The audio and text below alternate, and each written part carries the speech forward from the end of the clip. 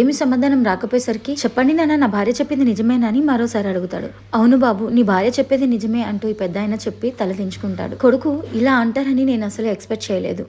అసలు మీరు ఇంత డ్రామా ఎందుకు చేశారు అని అంటూ, అసలు మీకు ఈ డ్రామా ఆడాల్సిన అవసరం ఏంటి, మీకు అర్థమవుతుందా, మీరు ఆడిన డ్రామా వల్ల మేమందరం ఎంత బాధపడ్డామో అంటాడు. ఇక భార్య కూడా చెప్తుంది, ఇప్పుడు అర్థమైందా మీకు, మీ నాన్నగారిని మనం వేరే డాక్టర్కి చూపిస్తామంటే ఎందుకు వద్దనేవారు, మనకు ఫ్రాక్చర్ అయిందని చెప్పిన డాక్టర్ ఫ్యామిలీ డాక్టర్ కాబట్టి మామగారు ఏది చెప్తే ఆయన కూడా అదే చెప్పేవారు అని చెప్తుంటే, కానీ నాన్న ఇవన్నీ ఎందుకు చేశారని కొడుకు అడుగుతాడు. అందుకు భార్య బదులుగా, ఇంకా ఎందుకు అంటారేంటి, అర్థమవుతుంది కదా, ఆయనకు ఒక పని మనిషి కావాలి, రోజంతా ఆయన వెనకలే తిరుగుతూ ఆయనకి సేవ చేస్తూ ఆయన మీదే శ్రద్ధ పెట్టాలని. అలాగే ఆయన ఏది పని చేయి తలుచుకోలేదు, ఇంట్లో కూర్చొని చపాతీలు తినాలనుకున్నాడు, అందుకని ఈ డ్రామా ఆడాడు. అప్పుడే కదా ఈ పని అంతా మనం చేసుకుంటామని ఆలోచించాడని చెప్తుంది. ఈ కొడుకు తండ్రిని అడుగుతాడు, ఒకవేళ మీకు పని చేయాలని లేకపోతే నువ్వు మాకు చెప్పు ఉండాల్సింది కదా, అసలు మీరు ఆడిన డ్రామా వల్ల నేను పని మీద శ్రద్ధ పెట్టలేకపోయాను, వేరే పనులేవి చేసుకోలేకపోయాను, ఎప్పుడు ఒకటే ధ్యాస మా నాన్నగారికి ఏం జరిగిందని, ఇంకా అసలు మా ఇంటికి ఎవరి డిస్టి తగిలిందని ఆలోచించేవాడిని. అసలు మీతో ఇప్పుడు నేను ఏం చెప్పాలో కూడా నాకు అర్థం కావటం లేదు. మీకు ఒకవేళ ఏదైనా పని చేయించుకోవాలనిపిస్తే మాకు చెప్పాలి కదా, ఒకవేళ మీరు చెప్పిన మాటని వినకపోయి ఉంటే అప్పుడు కదా ఆలోచించాలి అంటాడు.